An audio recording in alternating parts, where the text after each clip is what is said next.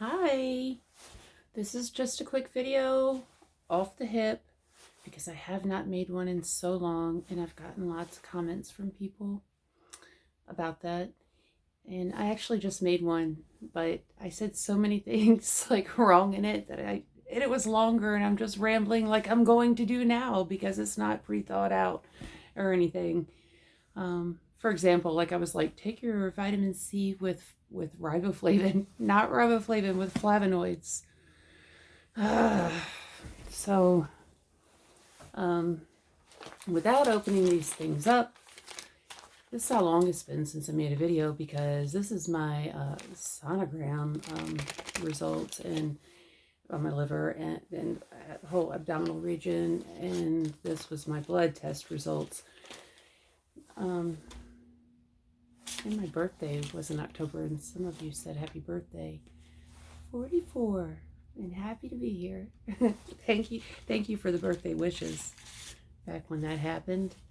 In a nutshell, I got these lab results, and as usual, it's just like his lame little note, like, looks good, looks normal. Well, that is super for him to say it looks normal, but he has never given me like MELD scores. Not him in particular, and I pushed for him in the past a couple of times. I shouldn't say never, a couple of times after I pushed and pushed, he did, but he ended up telling me, you don't need to go by MELD score anymore, which I don't understand. I mean, I'm glad that I'm doing much better, but I have end-stage liver disease. I was originally diagnosed stage 4 cirrhosis, but on hospice care, as you know. At any rate, I called back, and of course, I can calculate things with the information's in here, but his nurse did call me back and she said, well, I'm looking at it and your MELD score would be 8, which is good, but it's not as, it's really good, but it's not as good as I wanted because I want that miraculous perfect.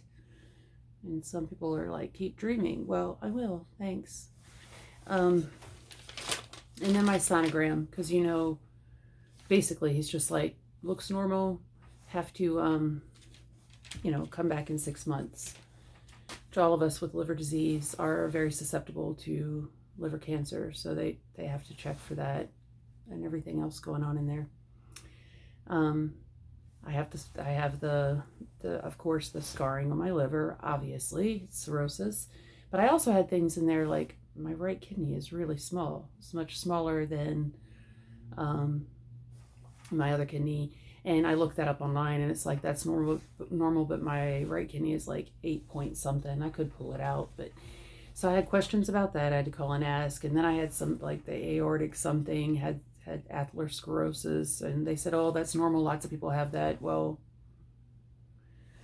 maybe lots of people have it. Oh, I also had like the rough tissue on the outside of my I think gallbladder, which one a lot of people in my family have had to have removed.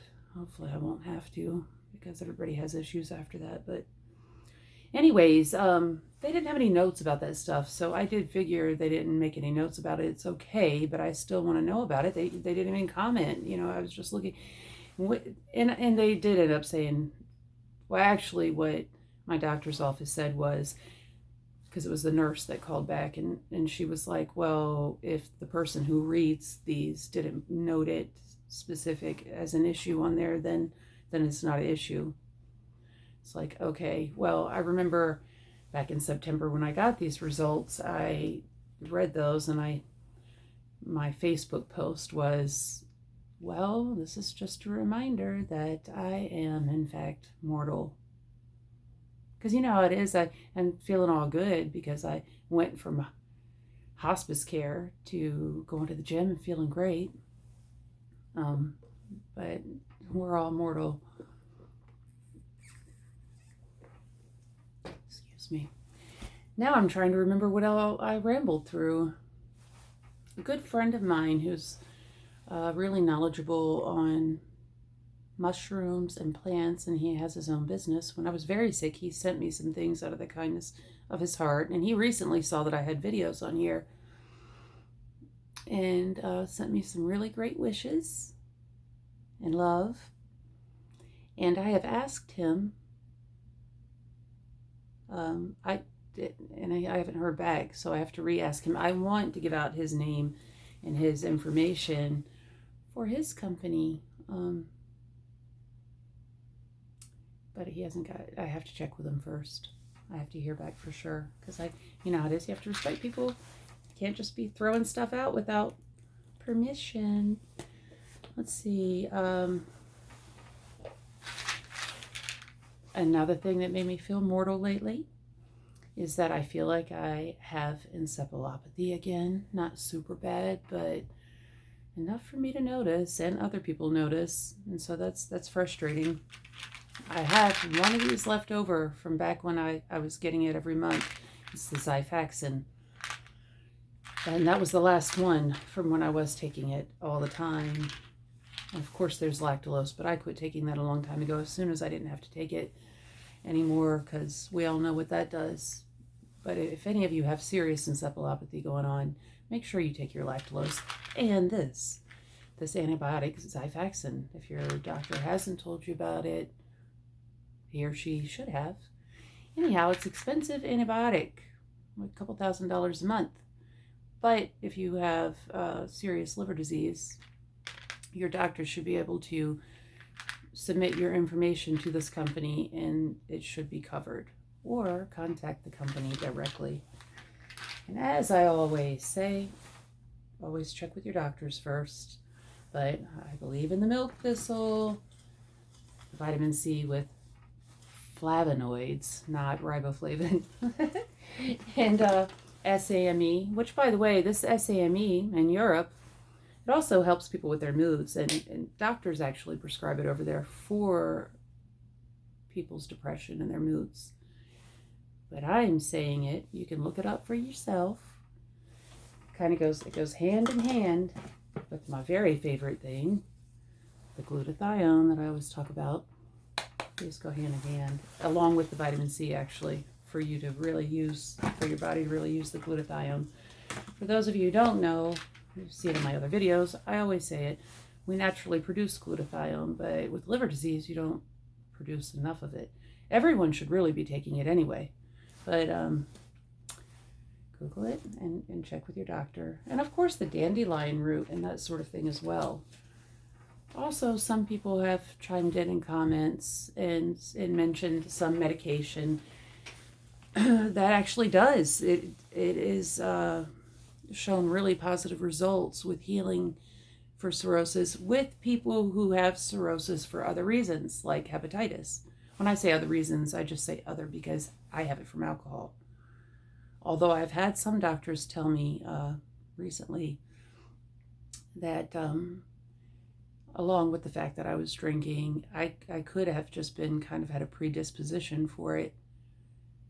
But there's no way of knowing that because I was drinking when I was diagnosed, and I was drinking very heavily, constantly. That's my diagnosis, alcoholic cirrhosis. Anyway, so that medication, it's in the comments, and I think I've actually mentioned it before in other videos.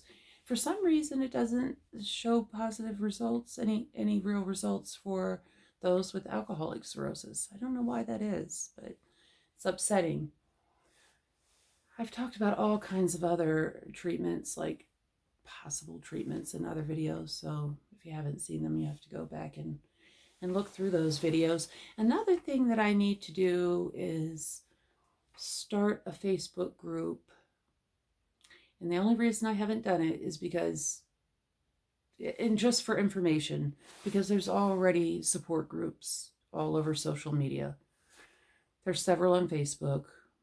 They can be very helpful, but like I've said, especially initially, but there's always negative people in any kind of situation. You have to be careful with some of the support groups. I don't feel like everybody has your best interest in mind. Some do, some don't.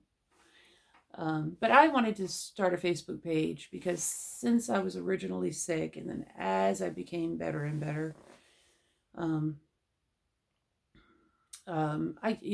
would put all kinds of links on my Facebook page, and I would have to go back and scan and scroll all through my Facebook to find all these different links. Although some of you might want to start your own and invite people to join, and just any articles you find or any information you have to share, you could always put the link in the comments. That's just something on a to-do list, but maybe you want to do it. I encourage all of you to share the message. If you help one person, it matters. We all matter. Nobody's just a number. What else? Yeah, the encephalopathy coming back in is just a reminder that I am mortal and I do have cirrhosis. So I need to get more Xifaxan. And then something just for... also, since the last video I made, I know you've seen that I've been in Charleston, especially the past summer a lot, and I'm so glad I was, because my grandfather, who lives in Charleston, I got to see him a few times, spend time with him, and he has since passed away. So I'm very grateful that I got to see him, and life is precious. We all know this. I'm happy to be here. I'm happy you're here. Whether you're the person with liver disease, or you're the family member or the friend of the person with liver disease, or both, we're all happy to be here. And so, see, I'm rambling because none of this is planned, and it's just off the hip. And I just did a video. With my Space Cadet mind right now, I had to redo it. Just for uplifting thing. My mom gave me these cards. My grandmother, her mother. Now I only have one grandparent remaining, my dad's mom. And she just visited recently, and I'm glad for that. And then my other grandfather, not the one who just passed, mom's dad, passed in June of the previous year. And her mom passed back right after I graduated high school. But anyway, she passed of cancer, and she had a set of these cards. Excuse me. I don't have the coronavirus, just a dry cough. Not the coronavirus, dry cough. We're not going to talk about that kind of stuff, though. None of the political stuff, which has been consuming me. But anyhow, it says wisdom for healing cards. And they're just random cards.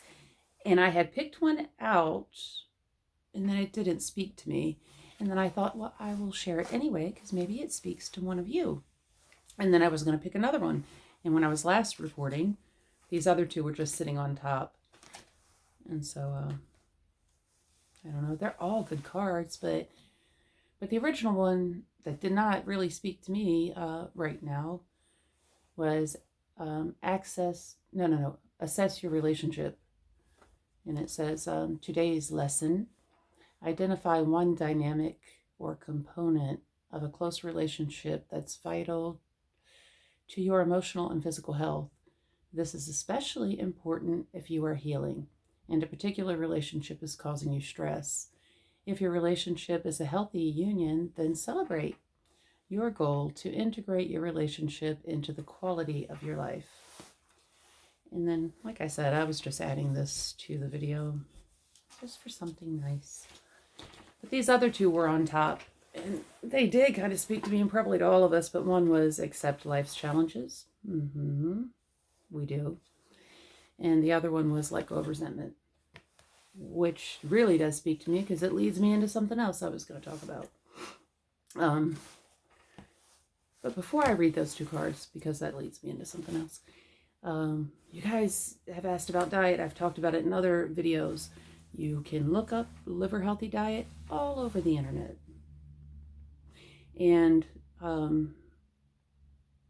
I have other videos where I talk more about, alcoholism, or addiction in general. Another thing I wanted to say is, thank you so much for all the comments. I wanted every time that, even if I read everybody's, and even if I don't respond, or if I do respond and just put a heart in the prayer symbol, I really do stop and say a prayer for each of you. And I don't think that things just happen for no reason. I think that you were meant to see these videos, and I was meant to do them, and maybe you're meant to communicate with even other people in the comments section. I was going to say, some of us are lucky enough to have family and friends in a support situation for us, but not all of us do. And so if you want to communicate and answer back and forth to each other in the comment section, I would encourage you to do that. Or make your own videos too, or start your own groups. I think I already just said that. Oh yeah, and congratulations to everybody who is stopping with their addiction, which is really hard. It's not easy. But I see some of you say, oh, it's really hard. Please pray for me. I do. And all of you pray for each other. And me too. I love prayers. I think prayers have worked a lot for me. And I'm sure for you too. But some of you say, oh, I've been quit for years and I don't miss it. Yay. Some are like, you do miss it. Some of you are saying, well, I did quit, but I started back. Some of you have said, I've only been quit for a few days and it's really hard. It is hard, and mentally, physically, spiritually, emotionally, habitually. When I say habitually, just the daily habit of it. But physically, doctors have said it's one of the most dangerous things to withdraw from, which is strange. I don't think a lot of people realize that. But it is. And like for the first year, I did miss it with certain triggers, like with music and that kind of thing. I no longer miss it at all. In fact, if I am out somewhere, God, I bet that looked gross. I'm just coughing all up in the camera. Out somewhere where others are drinking, I feel more cool, actually, being the person with water or juice, as opposed to standing around with a drink in my hand, or whatever the case. Yeah, I like being the water juice person, physical activity, outdoorsy person. That just makes me happy. I'm happy that I'm well enough to go to the gym. When I first started going, I had to be assisted. You know, I could barely walk on the treadmill. I had to be assisted to walk in the door with my mother. I've talked about that. But yeah, my prayers are with you, and you can do it. And if you fall, get back up. Always. Always moving. There's so many songs that I like that are encouraging about always moving and not being defeated and being successful, whatever that means in your situation. But one of the, let's see, this one was Accept Life's Challenges. It says, today's lesson, reflect on the things you've been called upon to endure in this lifetime. Remember that we're all presented with obstacles as a way of helping us grow spiritually and serve God.